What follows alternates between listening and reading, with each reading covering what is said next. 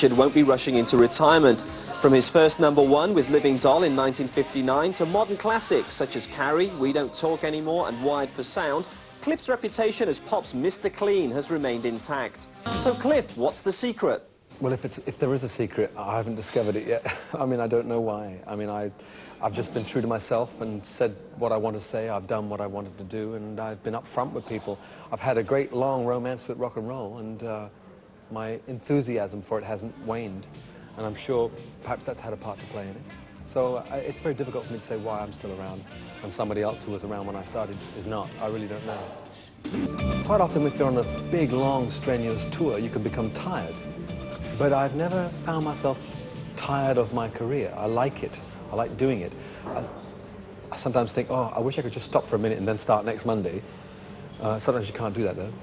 You just struggle through those low bits when you're physically tired and get on with it, because in fact the vibe of a gig, for instance, wipes all of that out of your mind within 5 minutes of getting on stage. I mean, I've been on stage with flu before now, and whereas I've had to sit down putting the trousers on, you know, can't stand up and then your whole body aches. As soon as you get on there and say, ladies and gentlemen, here he is, and you go sparkle, sparkle, sparkle, and then it all goes, and when you come off you feel sick again. So I just love it. I mean, I've never thought of actually sort of packing up. Like myself, I'm very fortunate that we were born at the time we were, because we came in right at the beginning. Although Britain and Europe had nothing to do with the birth of rock and roll, America was the fatherland of rock and roll, and it nevertheless came over at the time when we were all 18. In fact, I was 14 when I first heard Elvis singing in Heartbreak Hotel. And then the Bill Haleys and Little Richard, Jerry Lee Lewis, we cut our teeth on the absolute creme de la creme of rock and roll and the pioneers of rock and roll. So when I look back on those days, I think to myself, we were really fortunate to get started then, because everything we did was right. There was no one could contradict what we were doing, because there was no precedent set. And so everything we did was right and historical. I mean, we didn't know that then. It's only now, after 30 years, that you can look back and say, yeah, of course. In fact, Tim Rice once said to me, you know, the thing about you should be proud of is that when you and the Shadows began, there was nothing before you. Everyone else that came along, all the bands that come along, had at least now some history of European pop to build their careers and take off from. Even the Beatles came 5 years after us. So I look back with very happy memories, and I feel quite proud of what we did. I came from a very strict, disciplined family background, and whereas my mother was very enthusiastic in my amateur state, my father, who was enthusiastic but very solidly saying, just be prepared for it not to happen. Because, you know, I used to live on, you know, I've got to make a record, I've got to get... He says, now calm down, just have a great time. Play the music you like to play. If you don't make it, it's not the end of the world. So with that balance, I feel like when I finally made it, I had this balance instilled into me. And therefore, I never went off my head when I became famous. Becoming famous is wonderful, though. I mean, I remember with relish. Can you imagine, I was 18. I'd only been out of school for a year and a half. And there I was, touring the world. Girls screaming all over the place. People after me for autographs, and there I was signing big contracts, and it was a fantastic time. And to me, I didn't have to cope with it. I just luxuriated in it. And all the sort of publicity that Elvis used to get, you know, don't let your daughters go and see Cliff, you know, too sexy for television and all that rubbish. And so I lived with all of that. But funnily enough, by accident, I did a film called, well, doing the film wasn't an accident, but in the small print of the contract, it said, in the film series charge are some songs, which I recorded for the film, but didn't realize that the small print went on to say, there has to be a record released. And I did not like Living Doll, because it was written as a pseudo-rock thing. It sort of went, gong, gong, do do do do, got myself gong, like that, you know, and it didn't seem right somehow. So we were forced to record it, but when we were in Sheffield doing the concert one day before the sound check, Bruce Welch said, look, we don't like it, okay, let's change it. And he strummed, and he said, what about doing it like a country song? And I thought, oh, that's much better.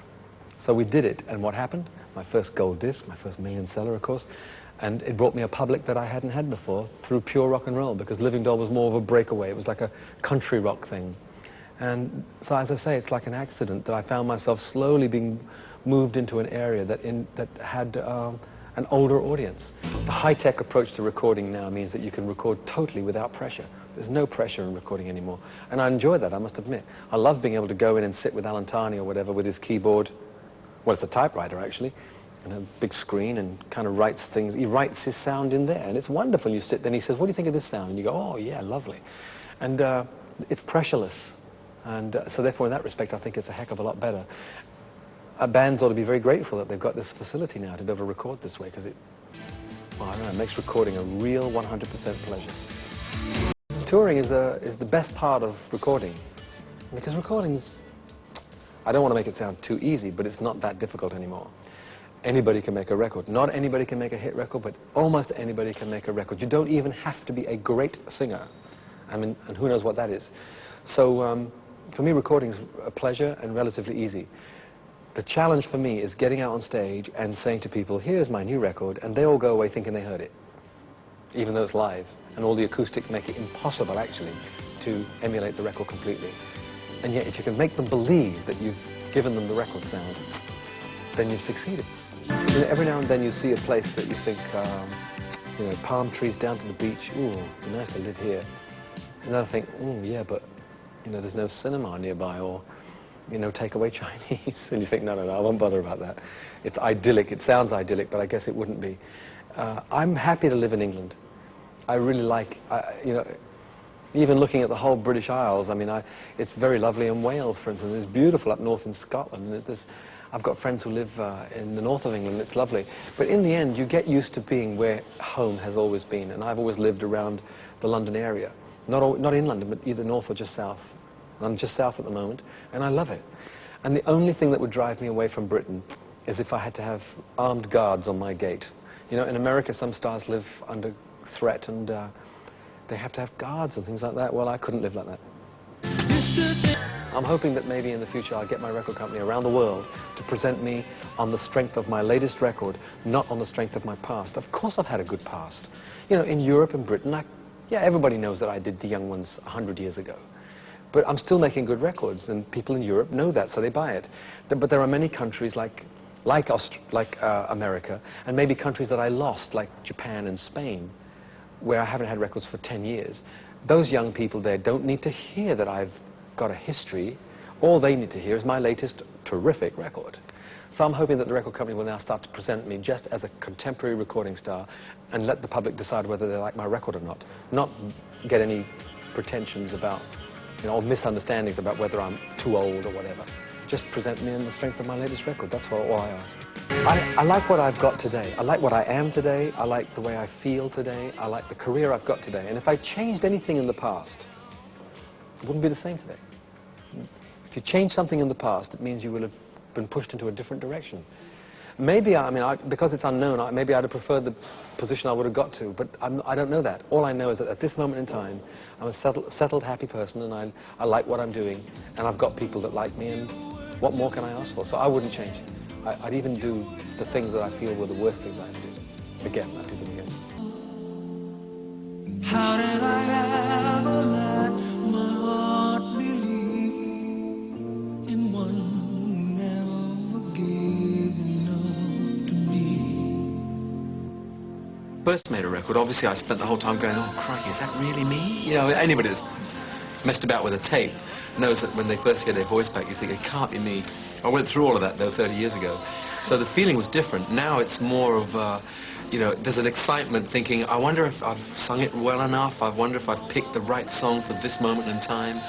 I mean, I think I've picked the right song for this moment in time, but it doesn't mean it's going to be a hit. I've kind of done country-type songs, you know, country rock, the old type of rock, like the Jerry Lee Lewis stuff. I mean, all that. And it's wonderful that rock and roll has this wonderful umbrella that covers all those types of music, and I can dabble around in so much of it. When I was 18 and got into rock and roll, my aunts and uncles, who were like in their 40s, didn't like it at all. They were into Perry Como and Frank Sinatra and big bands. They did not like rock and roll.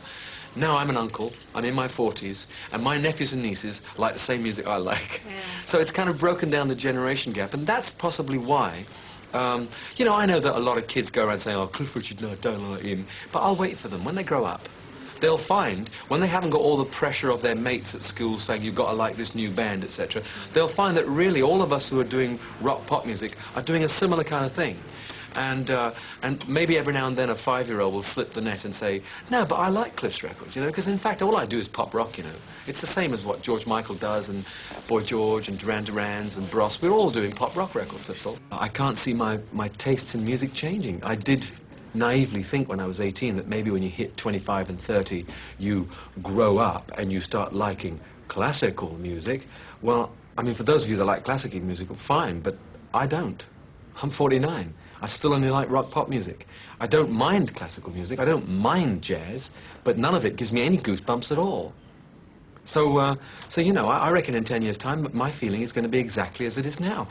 And if I've still got a voice and can make a record, and somebody's prepared to listen to it and say, hey, it's a nice record, I don't care that he's 59, then they're likely to buy it, in which case I'll still have a career. Fingers crossed.